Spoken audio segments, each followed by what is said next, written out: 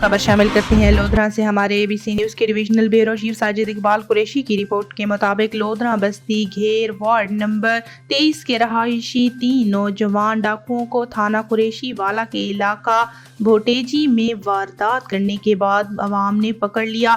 تینوں ڈاکوؤں کی عمریں 20 سے 22 سال کے درمیان ہیں۔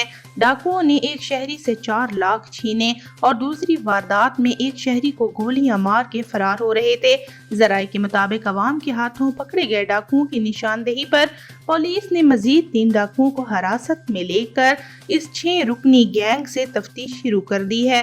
واردات کی فوری بعد پکڑے گئے ڈاکوؤں میں سے ایک کا نام سیف الرحمان ولد عبدالرحمان ہے اور اس کا والد بستی گھیر میں عبدالرحمان چکی والے کے نام سے مشہور ہے۔